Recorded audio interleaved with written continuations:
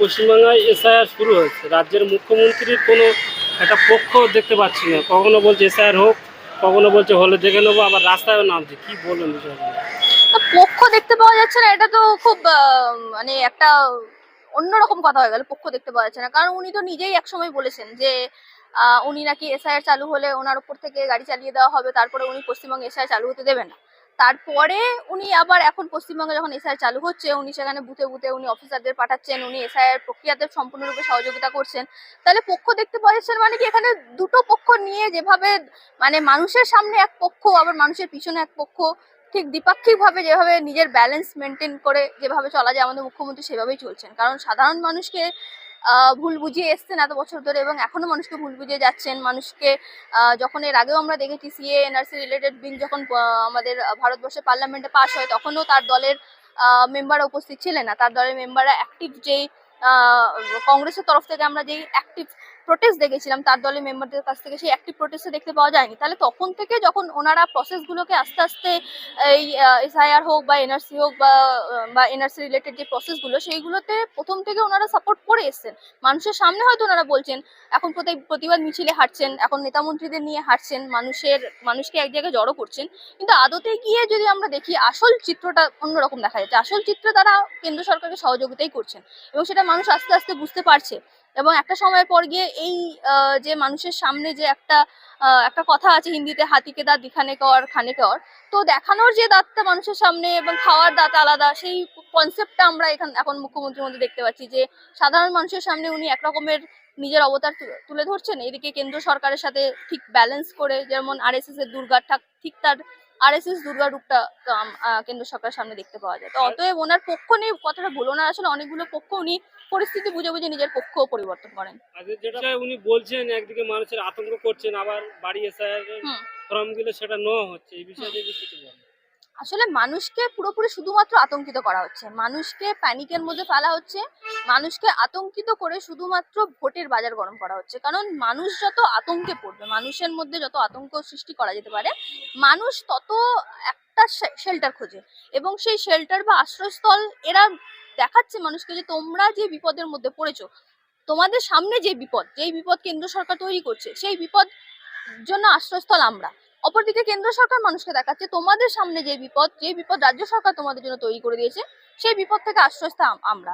তো মানুষকে যত ভয় খাওয়ানো যায়, তত মানুষের উপর রুল করা যায়। মানুষের উপর রুল করার সব থেকে মূল অস্ত্র বা ব্রহ্মাস্ত্র হলো মানুষকে ভয় খাওয়ানো। ডিভাইড অ্যান্ড রুল পলিসি আমরা অনেকদিন আগে থেকে শুনে এসেছি, ডিভাইড অ্যান্ড রুল পলিসি। সেই ডিভাইড অ্যান্ড রুল পলিসির জন্য মানুষকে ভয় খাওয়ানোটা অত্যন্ত জরুরি, অত্যন্ত দরকার। সেই কারণে মানুষকে যত ভয় খাওয়ানো যায়, তত ভোট বেশি পাওয়া যায়। মানুষকে ভয় খাইয়ে ভোট নেওয়ার যে টেকনিকটা, এটা অনেকদিন আগে থেকে চলে আসছে। পৃথিবীতে যত আমাদের সামাজিক উত্থান আমরা যত দেখেছি, আমরা যত রেভলিউশন দেখেছি, প্রত্যেকটা জায়গায় আমরা দেখেছি ভয়ের মধ্যে থেকে মানুষকে রুল করা হয়েছে। কিন্তু এর উল্টো দিকে আরেকটা জিনিস আমরা দেখেছি, যে ঠিক যেভাবে মানুষ ভয় দেখে মানুষ যেভাবে আশ্বস্ত খোঁজে, ঠিক সেই রকম ভাবে বেশি দিন মানুষকে আবার যত মানুষের কথাকে, যত মানুষের ফ্রিডম অফ স্পিচ এইগুলোকে যত দমন করে রাখা যায়, তত সেই লড়াইটা বা তার আন্দোলনটা তত তীব্র হয়। তো আমরা ভারতবর্ষে ওটাই দেখবো, মানুষকে ভয় খাওয়ানো হচ্ছে এখন, মানুষ আশ্রয়ের খোঁজে দৌড়াচ্ছে এখন। কিন্তু লড়াইটাও আমরা দেখবো তীব্র। সাধারণ মানুষ একসাথে হবে, ভারতীয়রা একসাথে হবে, পশ্চিমবঙ্গের সকল বাঙালিরা একসাথে হবে, এবং এর তীব্র আন্দোলনে আমরা নামবো। কারণ মানুষকে ভয় খাইয়ে যে ভয়ের যে সুযোগটা এরা তুলছে, সেই সুযোগটা এদেরকে বেশি দিন তুলতে দেওয়া যাবে না। সাধারণ মানুষের কথা আমাদেরকে বলতে হবে, সাধারণ মানুষের আওয়াজটাকে তুলে ধরতে হবে। মুখ্যমন্ত্রী বলছে যে ভোটের আগে কেন এসআইআর করা হচ্ছে, ভোটের পরে করা হোক, আমি সব রকম সুবিধা করে দেবো। ভোটের আগে এসআইআর হয়েই তো ওনার সুবিধা, উনি তো নিজেও জানেন সেটা, সেই জন্য তো উনি প্রক্রিয়াটা আরো স্মুথ করে দিয়েছেন। কারণ প্রক্রিয়াটা স্মুথ করার পিছনে ওনারও হাত আছে। উনি যেভাবে প্রক্রিয়াটাকে স্মুথ করে দিচ্ছে, উনি জানে ভোটের আগে এসআইআর হলে উনি মানে ক্ষমতা দখলের ওনার রাজনীতিটা অনেক সহজ হয়ে যাবে। যেইভাবে উনি মানুষকে, এই যে আমি এক্ষুনি বললাম ভয়ের রাজনীতি পশ্চিমবঙ্গের সংখ্যালঘু মানুষদেরকে যেই ভয় দেখানো হচ্ছে, সেই ভয়ের রাজনীতিতে ওনার হাত আছে। সংখ্যাগরিষ্ঠ মানুষদেরকে যে ভয় দেখানো হচ্ছে, সেখানে ওনার হাত আছে। তো ডিভাইড অ্যান্ড রুল পলিসি উনি অনেক আগে থেকে করে আসছেন, ওনার এটা পুরনো রাজনীতি ডিভাইড অ্যান্ড রুল পলিসি করা। তো ডিভাইড অ্যান্ড রুল টেকনিক গ্রহণ করে উনি এখন এসআইআর এর হাত ধরে এখন পশ্চিমবঙ্গে ওনার যে ভালো মানে উনি নিজের যে মানুষকে মাসিহা দেখানোর যে ওনার প্রক্রিয়া যে প্রসেসটা, সেটা তো উনি চাইবেন অবশ্যই সেটা হোক। তো এসআইআর তো ওনাকেই প্রফিট দিচ্ছে কোথাও একটা গিয়ে। ইতিমধ্যে বেশি মানুষ সবচেয়ে ভয় খাচ্ছে যারা 2002 সালে ভোট দিয়েছেন অথচ ভোটার লিস্টের নাম নেই, তাদের উদ্দেশ্যে কি বলবো? তো এটার জন্য দায়ী কে? এটার জন্য দায়ী তো কোথাও একটা গিয়ে সরকার, কোথাও একটা গিয়ে প্রশাসন। সাধারণ মানুষ এখন আমার যদি আমি নিজের নাম বলি এক, আমার ভোটার লিস্টে নাম ওঠে এক, আমার নামের বানান যদি 4 অক্ষরে থাকে, ভোটার লিস্টে নাম বানান আসে 3 অক্ষরে, তাহলে কোথাও একটা গিয়ে সরকার প্রশাসন নিজেদের গাফিলতি এই দায়গুলো কি তারা এড়িয়ে গিয়ে কখনো সাধারণ মানুষের প্রতি সবকিছু হতে পারে?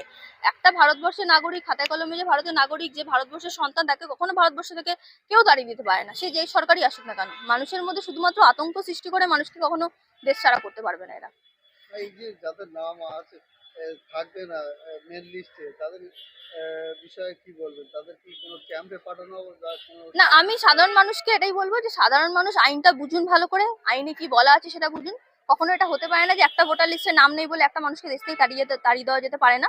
তার জন্য যে বিকল্প প্রক্রিয়াগুলো আছে সেটা দেখুন ভালো করে। মানুষ আতঙ্কিত না হয়ে মানুষ যতটা পারা যায় কোঅপারেট করুন মানুষের সাথে। কোনো সমস্যা হলে আইনের দ্বারস্থ হন। আইন আছে, আইনজীবীরা আছে, আপনাদেরকে ন্যায় দেওয়ার জন্য সব রকমের ব্যবস্থা আছে। একটা স্বৈরাচারী সরকার কখনো মানুষের সব রকম অধিকার কেড়ে নিতে পারে না। তো ভোটার লিস্টে যেই নামগুলো যাদের নেই তাদেরকে আমি বলবো তারা আপনারা আইনের দ্বারস্থ হন। আপনাদেরকে যে বিকল্প প্রক্রিয়াগুলো বলা হয়েছে সেগুলোর বিষয়ে আপনারা অবগত হন, সচেতন হন এবং সাদা প্রক্রিয়ার সাথে আপনারা কোঅপারেট করুন, যাতে আপনাদের অধিকার কেউ কেড়ে নিতে না পারে। আপনারা আপনাদের অধিকার বিষয়ে অবগত হন। আপনি যদি ভারতীয় হন, আপনার অধিকার কেউ কেড়ে নিতে পারবে না। আতঙ্কিত হয়ে আমরা দেখেছি একাধিক মানুষ আত্মহত্যা করছে।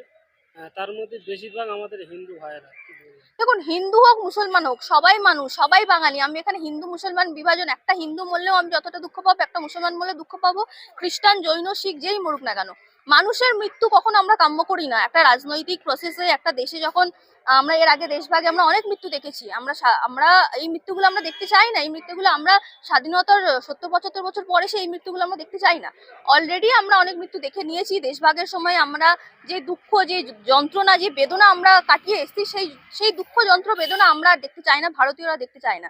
এবং এখানে হিন্দু মুসলমান যেই হোক না কেন, কোনো মানুষকেই যাতে আতঙ্কের জন্য মৃত্যু শিকার না হতে হয়, কোনো মানুষ যাতে, এর দায় পুরোপুরি সরকারকে নিতে হবে। দুই সরকারকে নিতে হবে, প্রত্যেক রাজ্যের সরকার এবং কেন্দ্র সরকার। এবং সব থেকে বড় দায় কেন্দ্র সরকারের, প্রধানমন্ত্রী, স্বরাষ্ট্রমন্ত্রী যারা বসে আছেন, তাদের প্রত্যেককে দায় নিতে হবে। প্রত্যেকটা মৃত্যুর জন্য তাদেরকে এসে জবাব দিতে হবে। যে আতঙ্কের জন্য যদি মানুষের মৃত্যু হয়, প্রত্যেকটা মৃত্যুর জন্য তাদেরকে জবাব দিতে হবে, মানুষকে জবাব চেয়ে নিতে হবে এবং মানুষকে হিসাবটা বুঝিয়ে দিতে হবে। বলে দিলাম, আজকে হাইকোর্টের বুকে আমরা সকলে একজন আইনজীবীর পাশে থাকব। তার বিরুদ্ধে কোনো রকম যদি অভিযোগ উঠে আসে, যদি কোনো অন্যায় স্টেপ রাজ্য সরকার নেয়, আমরা এই শেষ দেখব। দরকার হলে সুপ্রিম কোর্ট অবধি আমরা মামলা লড়বো। আমরা এত সহজে ছেড়ে দেব না। পুরো অ্যাক্টিভিটিসের ওপরে আমার স্যারের সাথে কথা হয়েছে, উনি সেইভাবে গুছিয়ে, আশা করছি পরবর্তী স্টেপ এবং মামলা সবই উনি করবেন।